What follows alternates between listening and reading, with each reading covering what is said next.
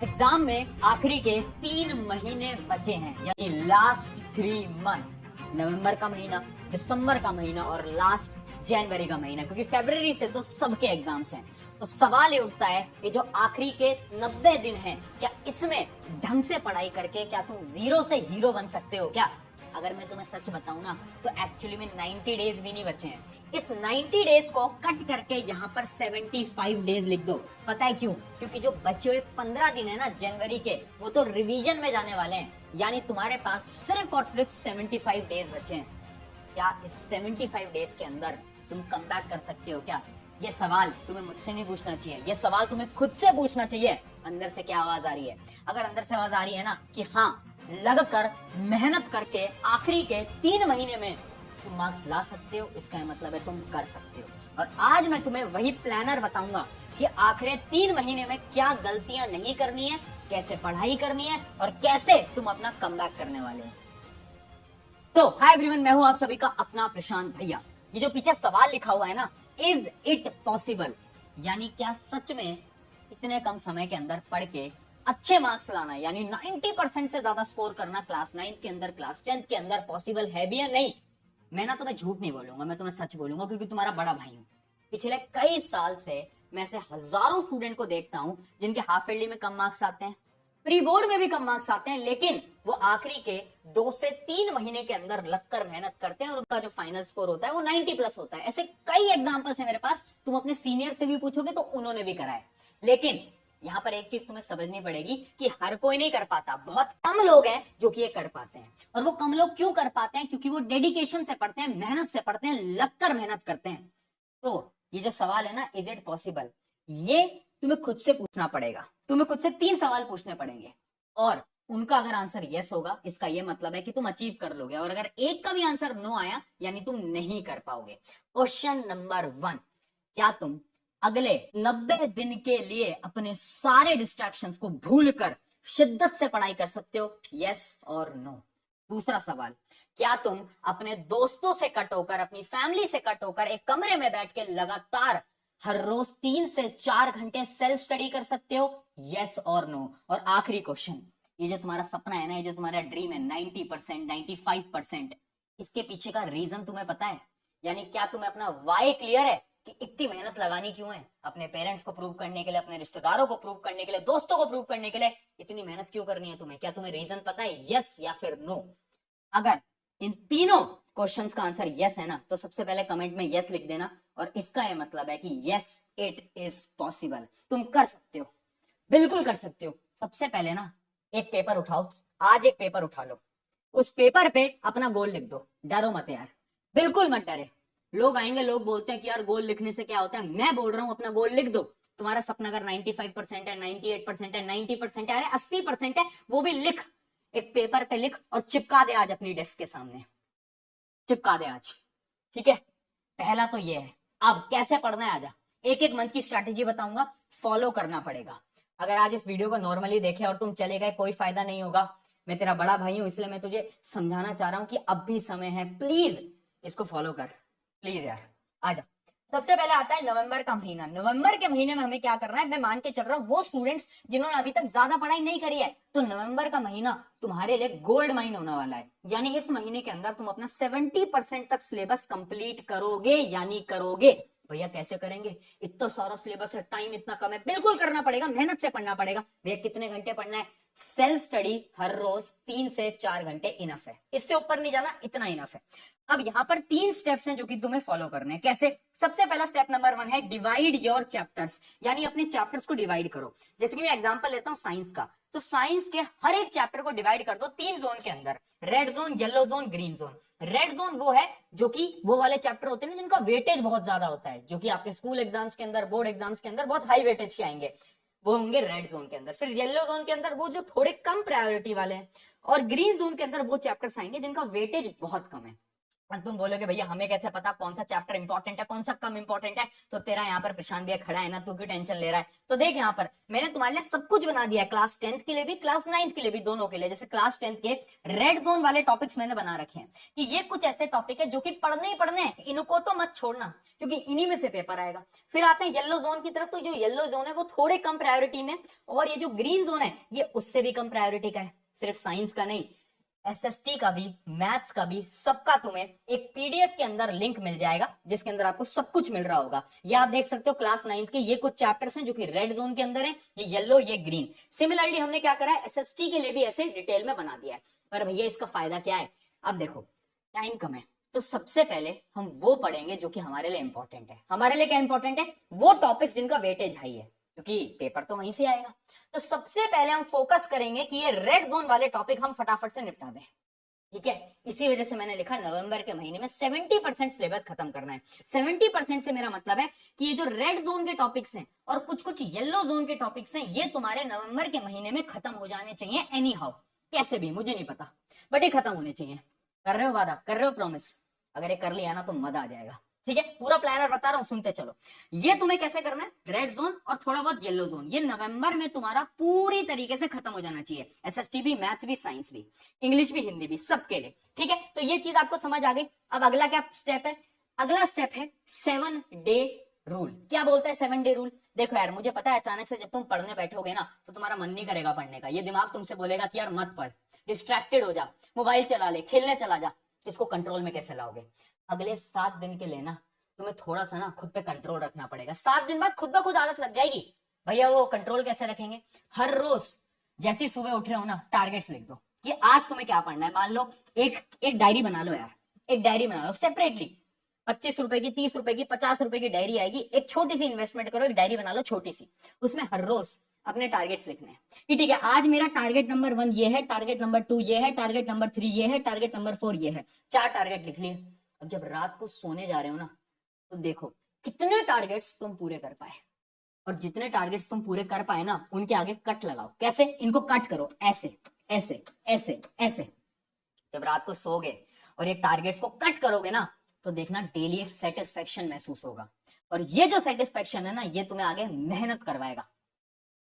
क्या बोल रहा हूं मैं कि ये सेटिस्फेक्शन बहुत इंपॉर्टेंट है। इसलिए हर रोज तुम्हें क्या करना है, टारगेट्स लिखने हैं और उन टारगेट्स को कंप्लीट करना है और उन टारगेट्स को कट करना है। जब वो टारगेट्स कट होंगे अंदर से मोटिवेशन आएगा, एनर्जी आएगा, और तुम्हें लगेगा कि अब आया ना मजा, अब हो रहा है हमारा कमबैक, वो एनर्जी आएगी हर रोज, ठीक है। तो ये होता है हमारा 7 डे। 7 दिन तक करोगे, 8वें दिन आदत पड़ जाएगी पढ़ने की, मजा आने लगेगा पढ़ने में। मैं बोल रहा हूं अगले 7 दिन मुश्किल रहेंगे, पर तुमने चैलेंज लिया है, तुमने वादा किया है तो करना पड़ेगा। आगे बढ़ते हैं। अब फाइनली स्टेप नंबर 3, पढ़ना कैसे है भैया वो तो हम समझ ही नहीं पा रहे हैं। अरे बहुत सिंपल है, हर वीडियो में बोल चुका हूं, ज्यादा दिमाग मत लगाओ, जितना मैं बोल रहा हूं उतना करो। क्या करना है, 1 शॉट वीडियो उठा लो, एसएसटी की, मैथ्स की, साइंस की, जिससे भी तुम पढ़ रहे हो। अगर साइंस मुझसे पढ़ रहे हो उठाओ 1 शॉट, फटाफट से 1 शॉट देखो। बट 1 शॉट देखना टाइमर मेथड की मदद से। टाइमर मेथड क्या बोलता है, टाइमर मेथड ये बोलता है जब भी हम पढ़ रहे हैं, ठीक है, तो हम ना टाइमर लगा दें। उससे क्या होगा, हमें ये पता चल जाएगा कि हम कितनी देर पढ़े और कितनी देर हम डिस्ट्रैक्टेड हुए हैं, है ना। बहुत सारे बच्चे हैं जो कि लेक्चर चला देते हैं, फिर थोड़ी देर इंस्टाग्राम पे रील चलाने लगते हैं, फ्री फायर खेलने लगते हैं। तो वो तुम्हें पता होना चाहिए।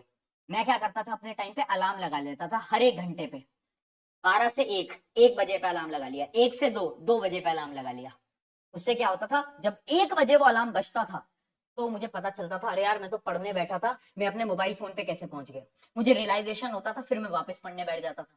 यानी ये टाइमर मेथड का यूज करो, इससे क्या होगा, डिस्ट्रैक्शन धीरे धीरे धीरे कम होगा। उसके बाद क्या करना है, नोट्स बनाओ यार खुद के। अभी टाइम है, नोट्स बना सकते हो, अभी एग्जाम एकदम नहीं आ गए हैं।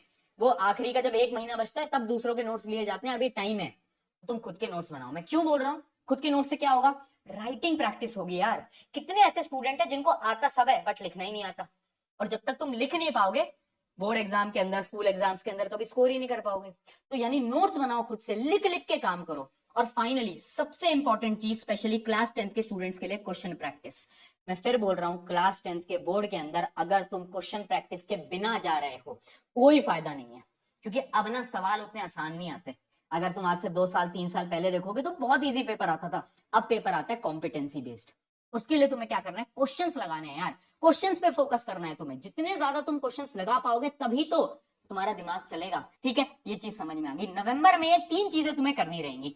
अब आ जाते हैं किसके ऊपर, अगले महीने के ऊपर, यानी अब दिसंबर स्टार्ट होने वाला है, ऐसा हम मान लेते हैं। दिसंबर में क्या करना है, जो बचा हुआ 30% सिलेबस था, यानी वो जो येलो जोन और जो ग्रीन जोन के टॉपिक्स थे, वो हमें दिसंबर के महीने में निपटाने हैं। ठीक है, तो सबसे पहले हमें क्या करना है, इस सिलेबस को पूरी की पूरी तरीके से निपटा देना है। फिर हमें क्या करना है, बचे हुए टाइम में रिवीजन स्टार्ट करना है। उन टॉपिक्स का रिवीजन करना है जो कि हम ऑलरेडी नवंबर में पढ़ चुके हैं। भैया वे रिवीजन कैसे करना है ये तो बताओ। यार देख, रिवीजन के लिए ना बेस्ट चीज होती है क्वेश्चंस की मदद से रिवाइज करना। तुझे पता होगा मैंने एक सैंपल पेपर अभी लॉन्च करा था, है ना, जेन जी सैंपल पेपर, एकदम तुम्हारे जनरेशन के हिसाब से एक बड़ा प्यारा सैंपल पेपर हमने लॉन्च करा था। उसमें क्या था ना, उसमें मैंने ये करा था कि जैसे तुमने बायोलॉजी के सारे चैप्टर्स पढ़ लिए, फिर तुम टेस्ट दे सकते हो। उस टेस्ट से तुम्हें ये पता चल जाएगा कि तुम्हारी बायोलॉजी कितनी स्ट्रांग है और कितनी वीक है। ऐसी फिजिक्स, ऐसी केमिस्ट्री। सिमिलरली एसएसटी में भी करा है, मैथ्स में भी करा है। और अगर उस टेस्ट में तुम्हारे नंबर कम आ जाएं तो फिर क्या करना है तुम्हें, फिर तुम्हें उसका रिवीजन करना है। यानी हर चैप्टर का रिवीजन नहीं करना होता, हमें ना क्वेश्चन प्रैक्टिस करनी है, और जो जो क्वेश्चन हमसे सॉल्व नहीं हो पाए उस टॉपिक के हमें रिवीजन करना है। ठीक है, तो ये आप सैंपल पेपर की बुक मैं लिंक डिस्क्रिप्शन में दे रहा हूं, उधर से आप उठाओगे और वहां से आप ये क्वेश्चन प्रैक्टिस कर सकते हो, रिवीजन आप कर सकते हो। उसके अलावा क्या करना है आपको, डोंट प्रिटेंड टू स्टडी। ये बहुत इंपॉर्टेंट पॉइंट है। आजकल मैं देखता हूं बच्चे जो होते हैं अपने मम्मी पापा की डर की वजह से ना किताब खोल के पढ़े रहते हैं, 1 घंटा 2 घंटा 3 घंटा 4 घंटा, और पढ़ कुछ नहीं रहे। करते हो ना तुम भी ऐसा, ये करना बंद कर दो। मैं सिंपल सी बात बोल रहा हूँ, या तो पढ़ो मत, और पढ़ रहे हो तो ऐसा पढ़ो कि दुनिया हिल जाए। सिंपल बात है, तो प्रिटेंड नहीं करना हमें। अगली चीज, दिसंबर में ठंड का महीना रहेगा, तबियत का ध्यान रखो। मैं क्यों बोल रहा हूँ, क्योंकि मैंने ऐसे बहुत स्टूडेंट देखे हैं जिनका दिसंबर का महीना ये जो बुखार बीमारियां होती हैं इनकी वजह से वेस्ट हो जाता है। इस पे फोकस करना है। और लास्ट चीज, focus more on English and Hindi. अब क्या हो गया कि नवंबर में आपने उतना फोकस नहीं करा हिंदी इंग्लिश पे, बट अब ये जो दिसंबर है ये वाले महीने पे आपको फोकस करना पड़ेगा। किसके ऊपर, हिंदी इंग्लिश पे, क्योंकि at the end of the day आपको पढ़ना तो है ही। बोर्ड एग्जाम तो इसके भी देने हैं, स्कूल एग्जाम्स तो इसके भी देने हैं। तो दिसंबर पे हिंदी इंग्लिश पे फोकस करना स्टार्ट कर दो। और अगर तुम्हारा सिलेबस खत्म हो जाता है, सैंपल पेपर जो पूरे पूरे सैंपल पेपर है वो भी प्रैक्टिस करना स्टार्ट कर दो। उसकी बुक मैंने आपको बताई दी, लिंक डिस्क्रिप्शन में। ठीक है, फिर आता है जनवरी का महीना। अब जनवरी में क्या करना है, देखो जनवरी के जो आखिरी के 10-15 दिन है ना, वो तो सिर्फ रिवीजन के लिए होते हैं, सिर्फ रिवीजन के लिए होते हैं। तो बचे हुए जो 15-20 दिन है उसमें क्या करना है, उन दिनों में सबसे पहले आपको सैंपल पेपर सॉल्व करना स्टार्ट करना है। ठीक है, 3 सैंपल पेपर सब्जेक्ट वाइज बता रहा हूं मैं, मैथ्स के 3, साइंस के 3, इंग्लिश के 3, हिंदी के 3, सबके 3 लगाओगे। 3 मिनिमम है, इससे ऊपर कितना ही तुम बढ़ा दो नंबर, वो तुम्हारे ऊपर है, बट 3 तो मिनिमम लगाने हैं। और पता है कैसे करना है, राइटिंग प्रैक्टिस करनी है, यानी सैंपल पेपर को लिख लिख के, है ना, लिख लिख के तुम्हें सॉल्व करना रहेगा। पूरी आंसर शीट, जैसे हम सैंपल पेपर में तुम्हें आंसर शीट भी देते हैं, आंसर बुकलेट भी देते हैं, तो उस आंसर बुकलेट में लिखो, लिख लिख के पूरा आपको प्रैक्टिस करना पड़ेगा। और लास्ट चीज आ जाती है, स्टडी वीक सब्जेक्ट मोर। यानी जनवरी में ना आपको अपने वीक सब्जेक्ट पे ज्यादा फोकस करना है। जैसे इमेजिन करो एक स्टूडेंट है जिसका हिंदी बहुत वीक है, तो तुम क्या करो, अब ना हिंदी पढ़ो और ढंग से पढ़ो। अगर मैथ्स वीक है तो मैथ्स पे फोकस करो, साइंस वीक है तो साइंस पे फोकस करो, यानी अपने वीक टॉपिक्स पे फोकस करना पड़ेगा।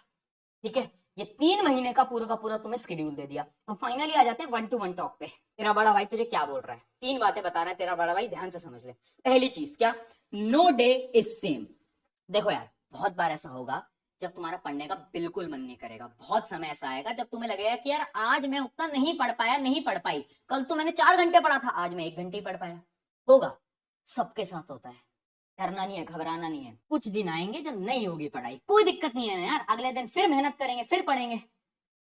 खुद के बारे में ये नहीं बोलना कि यार मैं तो बेवकूफ हूं, मैं तो पढ़ ही नहीं पाता, मुझसे तो कुछ हो ही नहीं पाता। नहीं, तुम बहुत स्ट्रांग हो, तुम बहुत स्ट्रांग हो, मेहनत करो, है ना। तो याद रखना, हर दिन बराबर नहीं होता, बस तुम लगातार मेहनत करते रहो। अगली चीज, 5 मिनट इज ऑल्सो इंपॉर्टेंट। मैं बहुत सारे ऐसे स्टूडेंट्स को देखता हूँ जो कि ये देखते हैं कि चलो अब ना 5:30 से पढ़ेंगे, अरे छोड़ो यार 6 बजे से पढ़ेंगे, अरे नहीं अब तो ना 7 बजे से पढ़ेंगे। तो ऐसे आगे बढ़ाते जाते और पढ़ते कभी नहीं है। यार 5 मिनट भी ना इंपॉर्टेंट है तुम्हारे लिए। ठीक है, तो 5 मिनट भी अपने वेस्ट नहीं करने हैं। हर एक 5 मिनट तुम्हारे लिए जरूरी रहेगा। उसके अलावा लास्ट चीज, you are not alone, very important. अभी तुम्हें लग रहा होगा कि आपकी जिंदगी में बहुत सारी प्रॉब्लम है। अभी आपको ऐसा भी लग रहा होगा कि मेरे दोस्तों ने तो इतनी सारी चीजें कर ली हैं, वो तो सैंपल पेपर लगा रहे हैं और मैं यहाँ पर बैठ के अपना सिलेबस खत्म नहीं कर पा रहा हूँ, भाई मेरी जिंदगी कैसी है। याद रखना, यू आर नॉट अलोन। तुम्हारे जैसे 90% से ज्यादा स्टूडेंट्स हैं जो कि हालत यही है अभी के समय पर। तो खुद को दोष मत दो, सबके साथ होता है। तुम्हारे टाइम पे मेरे साथ भी हुआ था। बट फर्क क्या होता है ना, एक टॉपर और एक एवरेज बच्चे का फर्क होता है माइंडसेट का। एक टॉपर को पता है कि चलो समय कम है बट अगर मैंने मेहनत करी तो मैं कर लूंगा, मैं कर लूंगी। जबकि एवरेज लोग मेहनत नहीं करते। ये एक छोटा सा फर्क है, ये माइंडसेट का फर्क है। इसलिए तुम ये सोचो कि चलो यार अभी तक का समय खराब कर दिया, ठीक है, कोई दिक्कत नहीं है, बट अब से लगना पड़ेगा, मेहनत करनी पड़ेगी, शिद्दत से काम करना पड़ेगा। और याद रखना, this exam will be best exam of your life. जाओ अब लग जाओ, ठीक है। बस इसको सुन के नहीं जाना है, इनको इंप्लीमेंट भी करना है। टेक केयर, मेरा नाम है प्रशांत, मिलते हैं किसी नेक्स्ट वीडियो के अंदर।